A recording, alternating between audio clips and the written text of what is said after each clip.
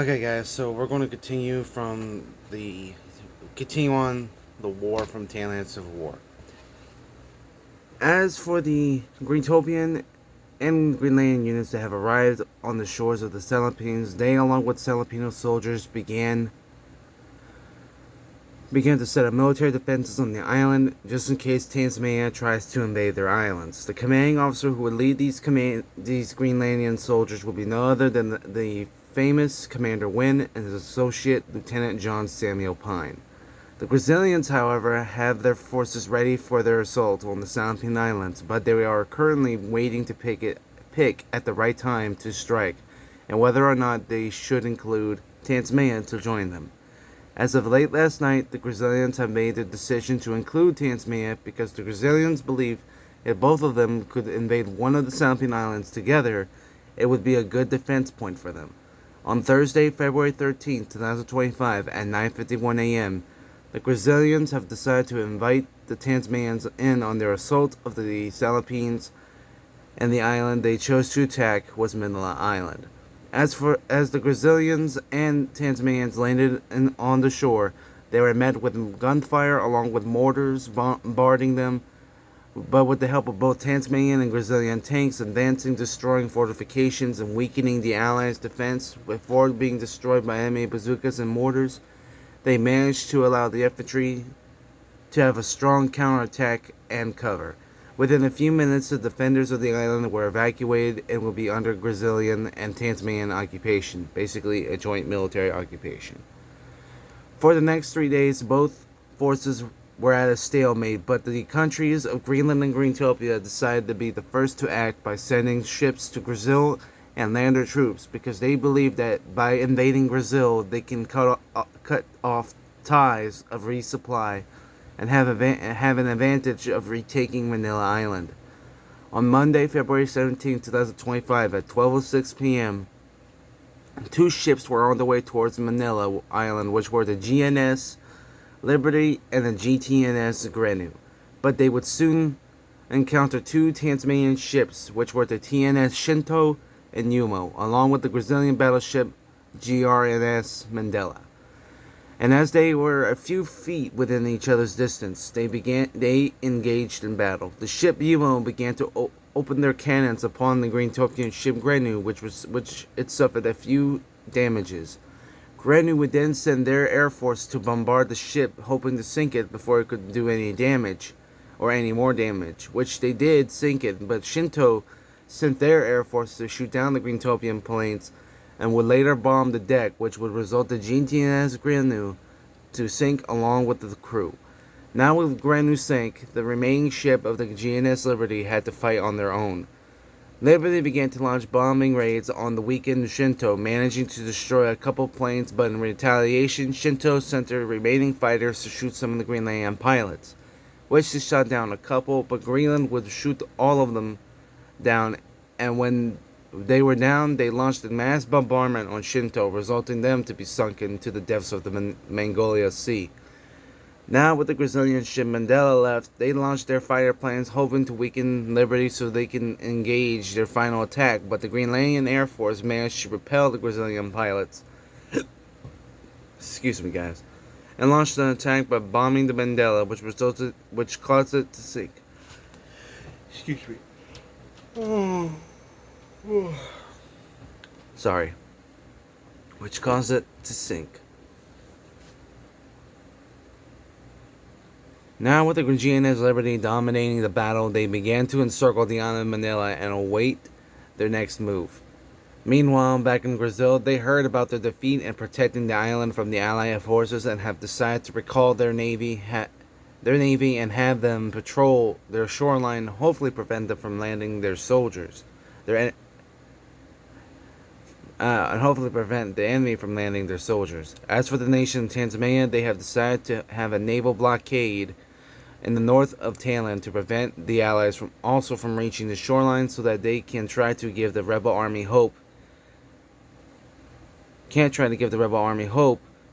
That they would be saved.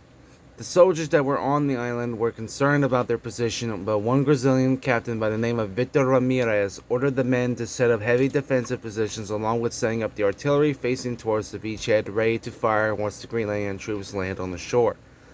The Greenlandians on the GNS Liberty decided that they could launch their attack now instead of later, because they would know that if they don't strike back, their enemies may return with another fleet of ships and could sink their ship, preventing them from returning to the main island. At 1:45 p.m., an hour and 39 minutes later, the Greenlandian commandos were approaching the beachhead, and the Tasmanian soldiers manned their positions and waited for the soldiers to land. When the commandos landed, the artillery from the enemy's defense line opened fire, resulting with the first wave of men suffering heavy casualties, and the ones remaining would be picked off by rifle and machine gun fire. When the next wave of troops landed, they were met with the same obstacle, but they had managed to cut the barbed wire fences and take out a few men, but were also defeated. Before the third and final wave of commandos were going to land, the captain of the GNS Liberty, John Marcus Riley, ordered a couple pilots to drop bombs behind the defense and destroy the artillery pieces, which was and result a successful victory. When the final wave of commandos reached the beachhead, they met the few remaining survivors and ordered them to drop their weapons and surrendered. But Ramirez and a couple of soldiers shot and killed 3 Greenlandian soldiers, and in return, Ramirez and those 2 soldiers were killed. But the other survivors immediately threw their weapons to the ground and asked to be taken prisoner, which they were. Now with Manila recaptured, the Allied forces began to fortify the island with heavy defensive positions and are now planning on sending more ships to weaken the Brazilian Navy, and then launch an invasion on Brazil. 2 days after Tasmania and Brazil retreated from Manila Island, both sides have decided to hold defensive against the Allied forces. The Tasmanians knew that Brazil would be the Allies' next target, so they sent Brazil a small squadron of men and some armor support to help defend their country, while the rest stay in Tanlandian and prepare defenses from there. As for the rebel army, they have recently discovered some of their tanks and have decided to go on the offensive, destroying warehouses and military bases containing enemy soldiers or weapons that could sabotage the Allies' plan of reaching their country to aid them.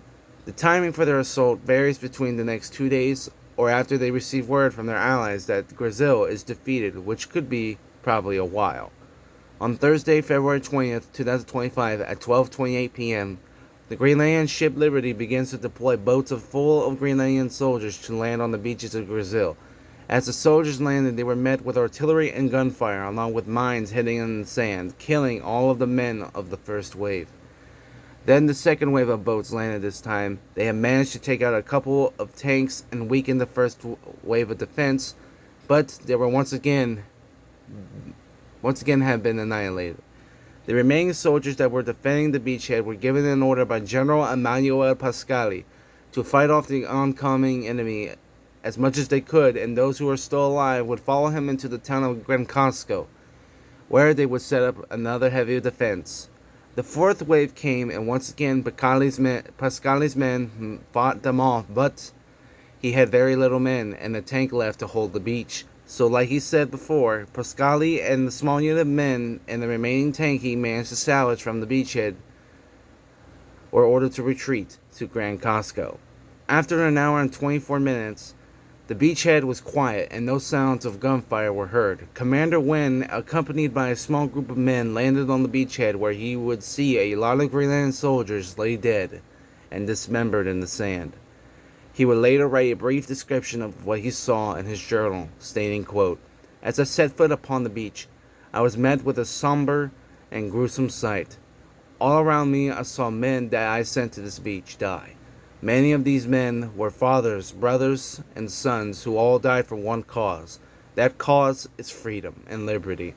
Freedom of those who were enslaved by oppression and forced to go along with foreign commands or customs. I'm saddened that they have died, but I am glad they have accomplished their mission for us to continue on with the assault and putting an end to the tyranny and imperialistic regimes that have been brewing under our noses for many years." End quote. Wynne ordered the men to check for any survivors among the fallen enemy soldiers to see if they had intel about their next move, but proven to no avail. The casualty report of the battle was a total of 211. 129 of those corpses, or bodies, belonged to Greenland, while 43 of them were Brazilian and the other 48 were Tasmanian. After clearing the beach, Wynne would then order his men to take down the Brazilian and Tasmanian flags and replace them with their flag to let their men on the ship know that they have won and that the beachhead is now theirs. Okay, guys, so this is part 2.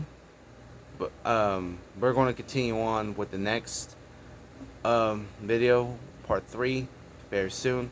And I'm finally glad that I got part 2 out of the way. So without further ado, thank you guys for watching, and I will see you guys next time.